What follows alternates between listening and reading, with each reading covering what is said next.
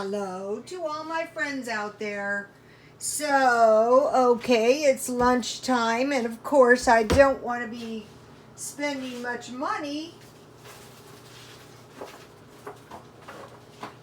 So, I had to take the candle out of my little fossilized shell because, I don't want to ruin my shell. I have some little candle holders.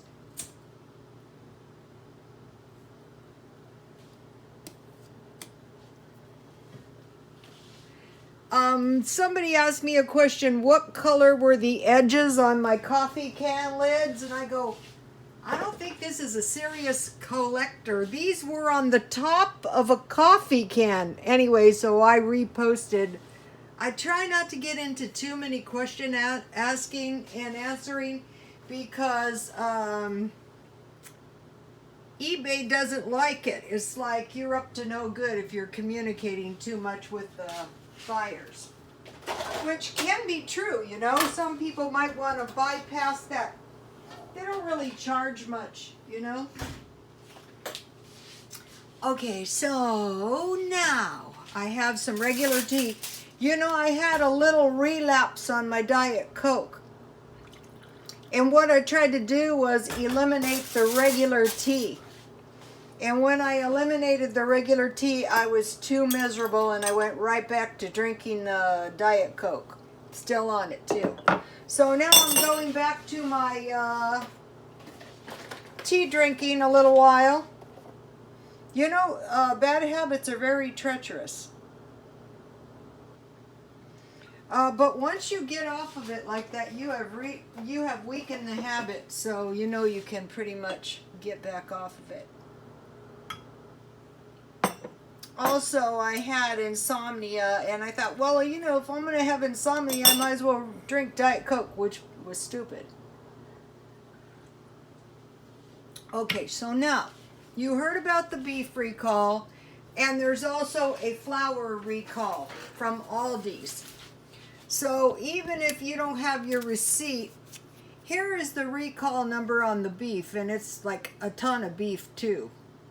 Check your beef if it's, don't eat it. It's contaminated with E. coli. And there's a flour recall. Here's the number. It's a long number. But if it's 30404, then and that's contaminated with E. coli. Okay, you can see how beef can be contaminated, but flour, okay, don't check your flour and your beef before you eat it. I didn't get my flour at Aldi's. Okay, I got this cute, adorable tablecloth. I think it was in the dumpster. I got it in the dumpster, and then I got for my party for 1.5 million views. And then I also bought 2 little platters, and I'm just going to start using them now because, cuteness. And so I stockpile my freezer full of bologna and cheese. Okay, after this outbreak, if you're stocking up, I think this is turkey lunch meat. It might be bologna. You might want to be saving your receipts, just in case. God forbid. So I want to make up like some little crackers and cheese, and I have my leftover lima bean soup, Aunt Nancy soup. Okay, I keep my refrigerator super cold. Ooh. So I can keep my stuff quite a while, 4 or 5 days. It'll be okay.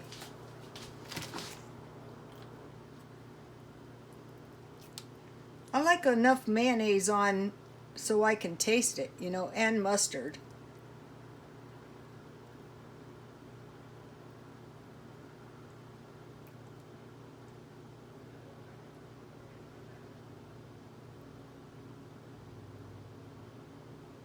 And you're always pretty much going to be able to get lunch meat marked down because it expires. But it's also dangerous, so you have to be careful where you're buying your food. And then I bought this good cheese at Grocery Outlet. If you buy your cheese marked down, you can get your cheese essentially the same price as cheaper cheese. This might have been the Aldi cheese. So there's a lot of pressure and stress with these floods and these tornadoes. But you just want to be careful with your money and stockpile food as much as you can, because we don't know for sure how much the food prices are going to increase. They could increase a lot. It could be not that bad. We just don't know, you know.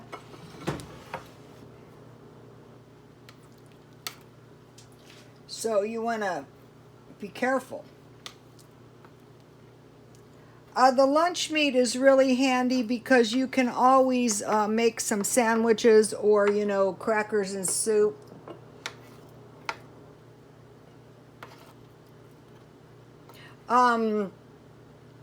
The next one I will buy is ham. So I will have bologna, I will have ham, I will have salami, and I will have turkey meat. And I will have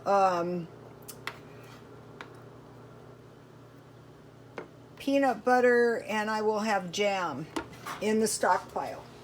And I will have tuna fish. You can also use your crackers in place of bread. You know, if you run out of bread a couple days before the month, you can use crackers. But you can also make Mandy's bread recipe. It's on my Twitter. A lot of interesting stuff is on my Twitter, you guys. I bought these crackers at Dollar Tree. Things made with wheat might go up for sure, since the wheat, from what I can tell, it looks like about, let's see, I had 8 pieces, so I'll put about, you know, if you wrap your crackers up if you wrap them up good, they aren't going to go stale. And then I bought these good crackers at, I think it was Grocery Outlet for 77 cents. So if you make a special point to get marked down food, and all you have to do for that is just go where you know there's going to be marked down food. Wow, look at these crackers. These are nice.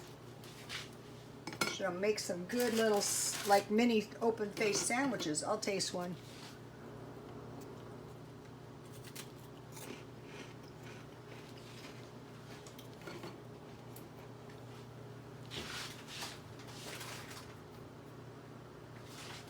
They taste like really, really good saltine crackers.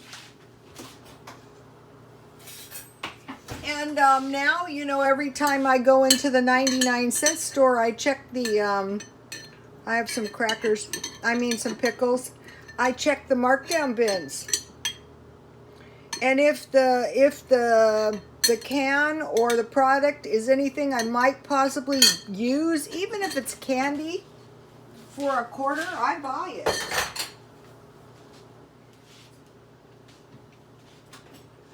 And eventually, I'll eat it. Okay, and so here is Aunt Nancy's lima beans, and I still have some left too. And so if you make soup, so this week I have been super cheap. I have made beans at least 3 times. I have had bacon a lot. I have had tons of sandwiches.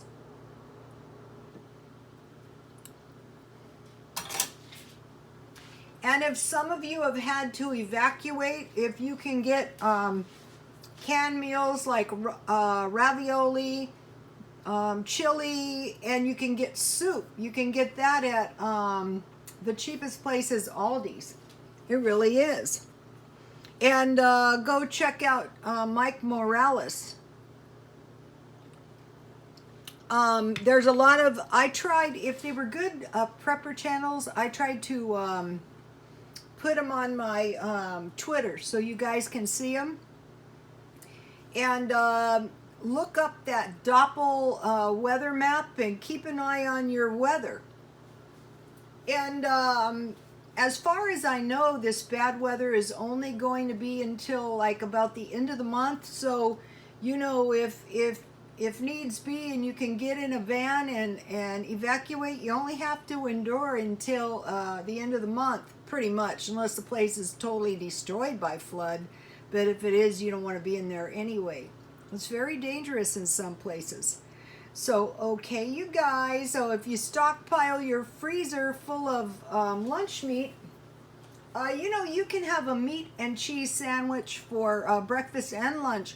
Also, McDonald's has a really good deal right now. You can get 2 of their really nice sandwiches. I think it's the McDouble and the Quarter Pounders, 2 for $5, or 2 nice big orders of nuggets for $5. Sometimes, you know, it's just easier to eat out. And then, you know, as soon as you can, start working on your stockpile. And if you're low on food, even if you live in Southern California, I looked on those maps and it looked like the storms are coming from the ocean. So that could be bad. Get your food in the food banks now and pile them through your house. If you can go 3 times a week, I try to get my friend to go every day that she could. If, you know, they were given the free food daily, I try to get her to go every single day, you know. A lot of them distribute the food after work. The Adventists here in town don't start distributing the food until 4 o'clock. And get your food piled up before the cost of food goes up. They give you stuff that can be really helpful. Soup, canned food. The Adventists gave a lot of like vegetables, and get canned fruit and get soup. You know, the stuff that can be kept in a can is good for stockpiling, God forbid. I'm going back through my soup. I want to make sure I have 31 cans of soup and 31 cans of those meals like tamales, chicken and noodles, any of those kind, 31 of those. Okay, you guys, God bless you all.